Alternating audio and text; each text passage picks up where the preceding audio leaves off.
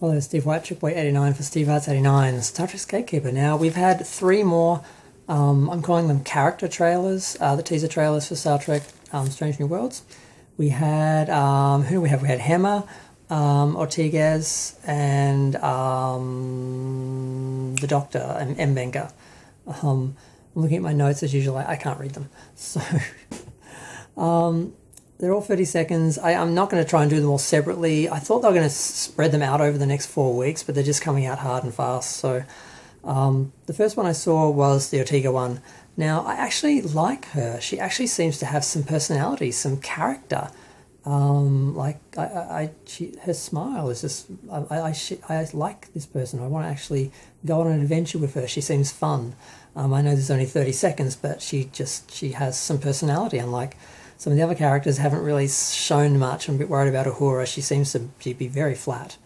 We see her, she's basically the pilot, and we see Pike saying, remember that bragging you did about being the best pilot to ever graduate the academy? Well, here's your opportunity to prove it. So, and she's like asking him, how close do you want to get to the planet? First date, second date. He's like, blind date. She's like, okay. She seems fun. We don't see much though in the video. We see mostly her piloting the ship, which basically means her sitting at her console. We do see her firing a phaser over the back of her console, like someone is attacking the bridge, and people are going on about the phaser being a new design. I'm like, it looks exactly like a traditional Star Trek phaser from the original series. It's kind of blurry. I freeze framed and moved each frame. I couldn't really see that much detail. It looks like a standard phaser. It doesn't look like the Discovery phaser, which looked fairly similar to the original phaser. It looks more like the original phaser, not from the one actually, of course, used in the pilot, because they don't care about canon, they don't care about being accurate, so they're just going to use the standard phaser because that's what people recognize, even though they weren't using that at that time. Although it is a couple of years later, maybe they changed, but they didn't use that phaser at all in Season 2 of Discovery. How long was that after? It was 2 years. I think it was a year or two after The Cage that Season 2 took place, I think. So maybe they've just, that's the old phaser, they stopped using it. But they should have at least had one, so we could see a new version of that original phaser. Okay, that's enough of the phasers. Now, who was next? Hammer.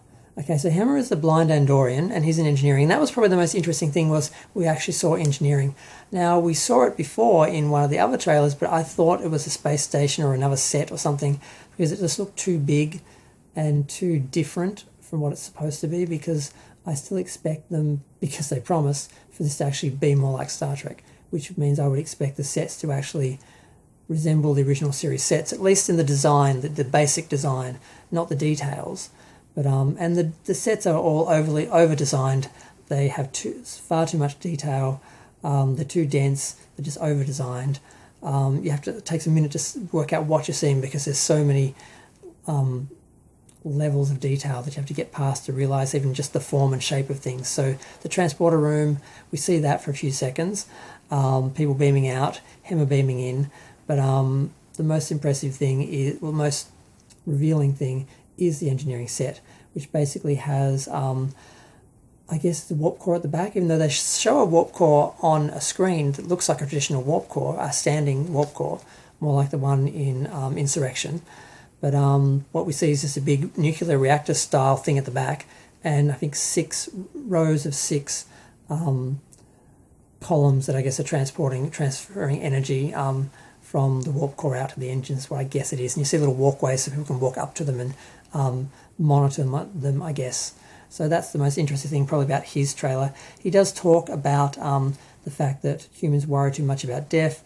Basically, our belief is that you don't die until you've finished your purpose, and my purpose here is to fix things. He believes that he's superior. He's people are saying he's blind, but his other talents make up for it. He's like, no, they don't compensate. They make me superior. And yeah, I think that's it. But it's interesting that they are highlighting the characters, because one of the criticisms of Discovery is that there weren't other characters other than Michael Burnham, and that the other smaller characters got no attention. You didn't know their names.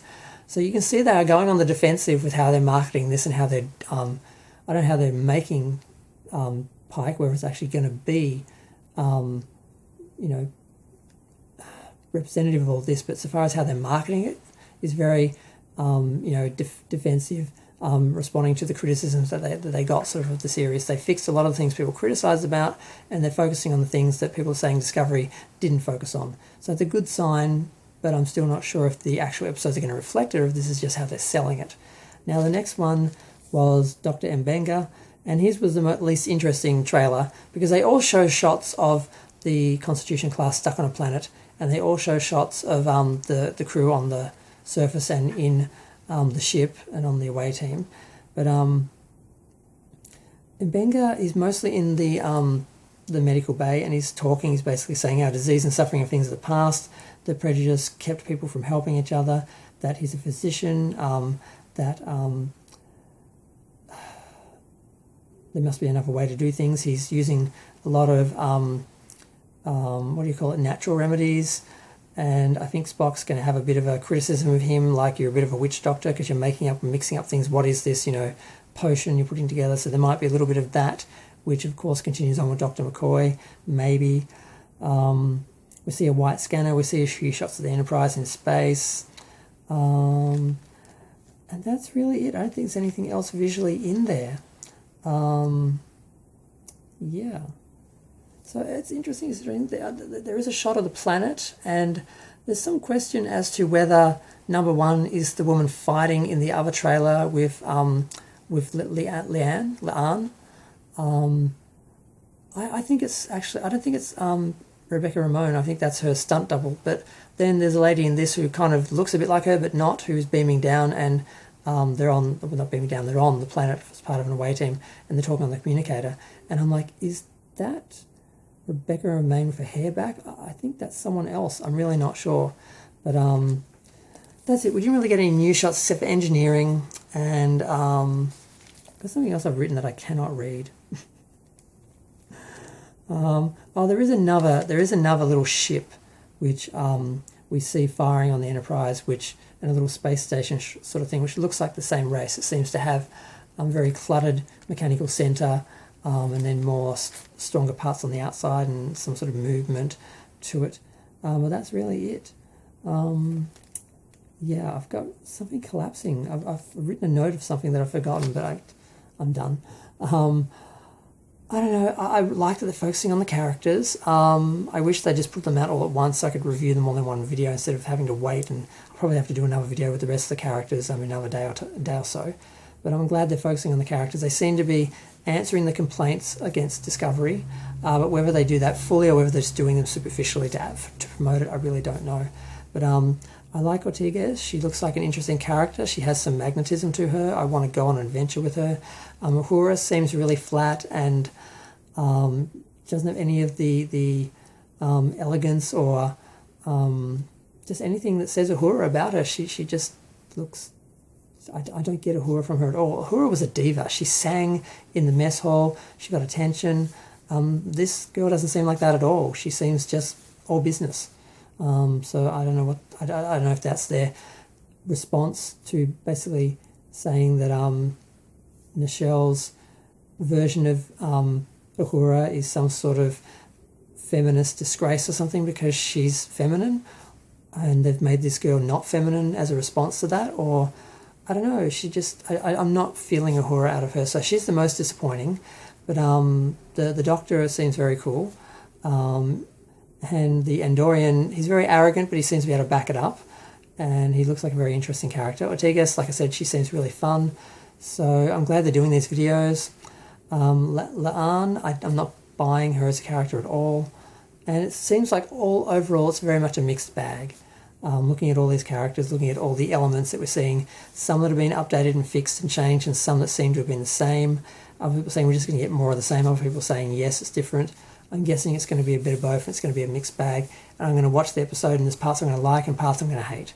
That's what I'm predicting. I can't believe I'm actually going to get a full show out of these people that doesn't have any issues, that I can just enjoy, and it's not going to slap me in the face as a Star Trek fan and say, this is wrong, this is wrong, this is not how it's supposed to be.